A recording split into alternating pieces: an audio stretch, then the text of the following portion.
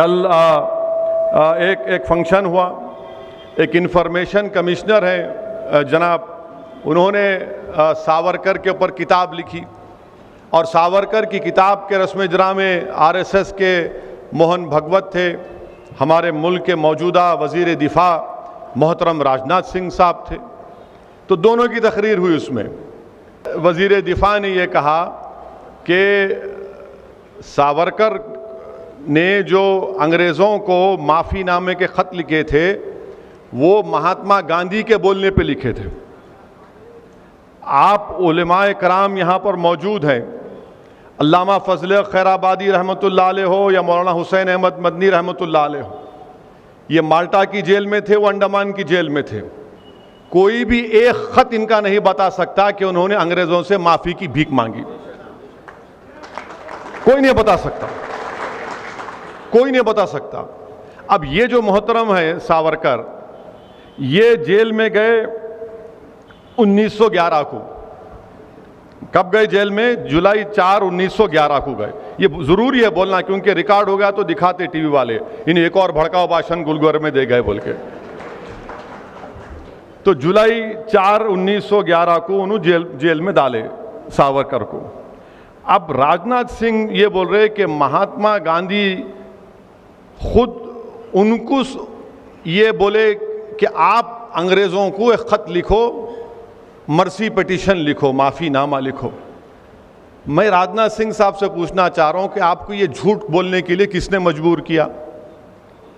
4 जुलाई 1911 को जब सावरकर को अंग्रेज़ गिरफ्तार करके काला पानी अंडमान में रखे, गांधी भारत में नहीं थे, साउथ अफ्रीका में थे राजनाथ सिंह साहब। वहां से क्या उन्होंने क्या प्लेन में उड़ के आके बोले या क्या, कैसा है? उतना प्लेन भी नहीं था जब, तो नहीं, कुछ भी नहीं था। अब इन्होंने लंबी छोड़ दी है।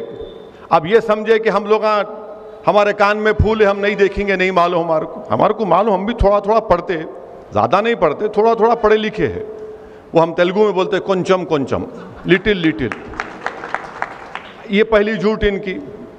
अब दूसरी बात यह है कि वो हो गया। फिर उसके बाद उन्होंने एक और माफ़ीनामा लिखे नवंबर 14 को 1913 को, और तीसरा लिखे और महात्मा गांधी भारत को कब आए? जनवरी 9, 1915 को। माने 2 खत लिख चुके थे अंग्रेज़ों को सावरकर। अगर वो अंग्रेज़ी का ख़त आपके सामने पढ़ूंगा, उसका तर्जुमा करूंगा, तो ये जितने संघ परिवार के लोग हैं आग बिगोला हो जाएंगे। इतनी तारीफ कर रहे अंग्रेज़ों की, आप ऐसे हैं, आप दरिया दिल हैं, मेरे को माफ़ कर दो। अरे ये बात बोलते ही नहीं है। हाँ, यकीनन गांधी का ख़त है, गांधी ने ख़त लिखा था, गांधी ने ख़त का जवाब लिखा था। गांधी ने उस ख़त का जवाब लिखकर ये नहीं कहा गांधी ने अपने जवाब में सावरकर को कि बेटा तू माफ़ी मांग ले जाके, नहीं कहा गांधी ने। गांधी ने ख़त मैं पढ़ के सुना देता हूँ आपको। वो ख़त है, गांधी ने लिखा जनवरी 25, 1920 को, और गांधी इसमें ख़त में लिख रहे कि आई हैव योर लेटर, आपका ख़त मिला। It is difficult to advise you, बड़ी मुश्किल है आपको नसीहत का, आपको एडवाइस करना। मैं आपको I suggest however you are framing a brief petition setting forth the facts of the case, bringing out in clear relief the fact that the offense committed by your brother was purely political. Gandhi उनको ये मशवरा दे रहे कि आप एक petition अंग्रेज़ों को लिखो और जो जुर्म आपके भाई से हुआ ये बोलो कि वो सियासी जुर्म था। I suggest this in order that it would be possible to concentrate public attention on the case. Meanwhile, अने गांधी कहाँ बोल रहे इसमें कि माफी मांगो? गांधी तो ये बोलते थे कि अहिंसा का सबसे बड़ा रास्ता जेल को जाना है, जेल को जाना है। और मौसूफ को काला पानी में सावरकर को जेल में डाले, 8 महीने के अंदर ही खत लिख दिया उन्होंने पहला। अब राजनाथ सिंह बोलते कि हमारे वजीर दिफा है कि गांधी ने उनसे कहा था। गांधी ने कहा? गांधी तो जनवरी 25, 1920 को खत लिखे। उससे पहले तो मौसूफ 2 खत लिख चुके थे। तो अब ये बीजेपी का मकसद क्या है कि सावरकर के बारे में बड़ा अच्छा, तारीख में ये भी आया, मैं एक सियासत का तालिब इल्म हूं, 1990 तक बीजेपी सावरकर का नाम ही नहीं लेती थी, हिंदुत्व का नाम भी नहीं लेती थी। ये आडवाणी ने शुरू किया हिंदुत्व और सावरकर 1990 में, उसके बाद से सब शुरू हो गए। अच्छा, सावरकर की तारीख क्या है? सावरकर की तारीख ये है कि सावरकर ने, मैं आपको बता रहा हूं कि सावरकर ने, अब ये हम बीजेपी वालों पे छोड़ देते, आप झूठ है सच है बोलो। सावरकर ने 1900 आज़ादी मिलने के बाद 1947 में, क्या सावरकर ने नहीं कहा था कि मैं तिरंगे को नहीं मानता, मैं भगवा रंग को मानता? कहा था सावरकर ने यह बात। तीसरी बात, सावरकर ने यह भी कहा था कि हिंदू बादशाहों को का यह काम था कि वो मुस्लिम खवातीन की इज्जत लूटते, उनका रेप करते ताकि जंग जीत जाए। चौथी बात सावरकर ने यह कहा था कि जब नेताजी सुभाष चंद्र बोस अंग्रेजों से गुलामी को खत्म कराने के लिए भारत के लोगों से बोल रहे थे कि आओ मेरी इंडियन नेशनल आर्मी में आओ, तो सावरकर लोगों को बोल रहे थे नहीं तुम अंग्रेजों की फौज में जाओ। छठी बात, सावरकर ये तारीख में है, ये मैं कोई अपने दिल से नहीं, उससे नहीं मना रहा हूं मैं। 1939 में कांग्रेस और तमाम मुजाहिदीन आज़ादी ने फैसला लिया कि हम तमाम अपने अपने विजारत के ओहदों से इस्तीफा देते, तो सावरकर लिंगिंग तो वायसराय के पास जाके बोले नहीं हम नहीं देते, हम आपके साथ हैं, हम आपके साथ हैं। 19 सब अच्छा, ये बार बार बोलते हैं मुसलमानों को 2 नेशन थ्योरी। अरे 2 नेशन थ्योरी की सबसे पहले बात करने वाला 1937 में सावरकर थे। सावरकर ने कहा कि हिंदू नेशन है और मुसलमान एक कम्युनिटी है। आप बोले, हम नहीं बोले। ना हमको सावरकर से मतलब है, ना जिना से मतलब था, हमारे को ना रहेगा कभी। और आपको मालूम कि हिंदू महासभा और मुस्लिम लीग मिलकर इख्तिदार में थे उस जमाने में, माने दोनों, हिंदू महासभा और मुस्लिम लीग मिलकर इख्तिदार में थे।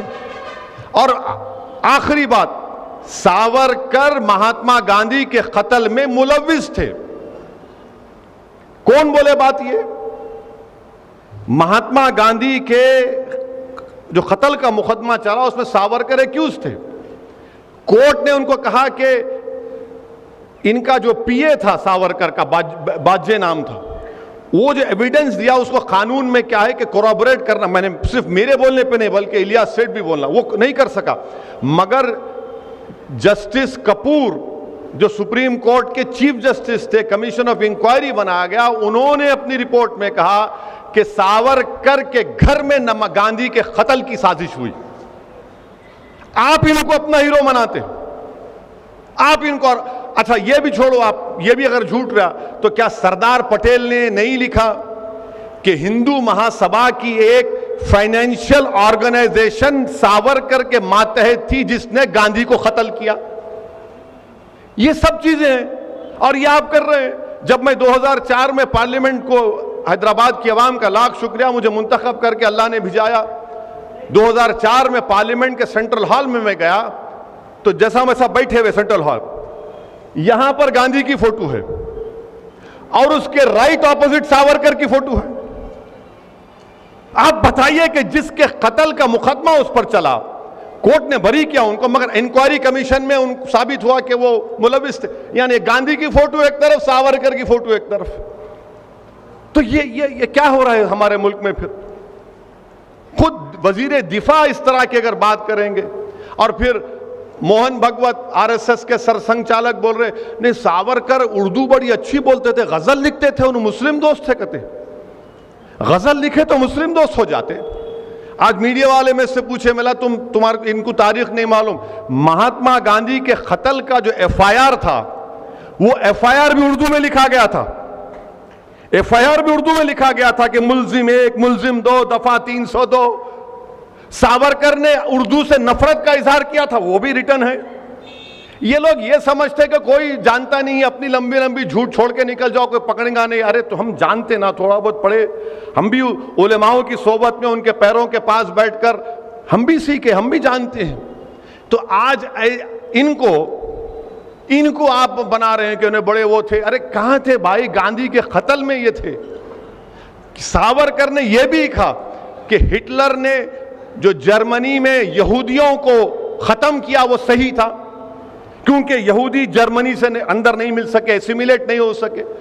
अरे फैसिज्म की तायीद करते थे और हमको सिखा रहे हैं। और सबसे बड़ी बात याद रखिए, बीजेपी और संघ परिवार, जो कांग्रेस के लोग भी आज सावरकर की तायीद करते हैं। खुल के बोलो नहीं मानते उसको। सावरकर ने अपनी किताब हिंदुत्वा लिखी। हिंदुत्वा में सावरकर ने लिखा कि मुसलमान इस मुल्क से मोहब्बत नहीं कर सकते, क्योंकि ये इनके बाबा की जमीन नहीं है, ना इनके लिए ये एक मुबारक सरजमीन है। अंग्रेजी का लफ्ज था कि ना ये फादरलैंड है, ना ये होली लैंड। इनका तो होली लैंड मक्का और मदीना में। अरे मक्का मदीना को नहीं पूछते, मक्का मदीना को हम खुदा नहीं मानते, हम जमीन और आसमान के खालिक को खुदा मानते। यह हकीकत है। मगर ये इनकी किताब में लिखा हुआ हिंदुत्वा, इनकी किताब है, पढ़ने, अगर पढ़ने का मौका मिला तो पढ़िए आप। बाज़ाब्ता बोल रहे वो, और ये बोल रहे कि मुसलमानों को यहां पर सर्विट्यूड में रहना पड़ेगा। तो ये कल एक वजीर दिफा रहकर, संविधान पर, आईन पर ओत लेकर इस तरह की अगर बातें कोई करेगा तो आप खुद समझ जाइए कि मुल्क किस राह पे जा रहा है। मैं मीडिया से भी कहा और आज भी कह रहा हूं कि एक दिन एक वक्त आएगा, इसी तरह की अगर रविश बरकरार रहेगी, इसी तरह की ये नफरत बरकरार रहेगी, तो एक दिन आएगा कि इस मुल्क में बीजेपी संघ परिवार कहेगी कि अब बाबा कौम सावरकर है, गांधी नहीं है, और गोडसे मुजाहिद आजादी है। ये सिलसिला अगर चलता रहेगा तो ये शिद्दत पैदा हो चुकी है। ये तारीख को तोड़ तोड़ कर आरएसएस जो है आधी सच बोलती और पूरा झूठ बोलती।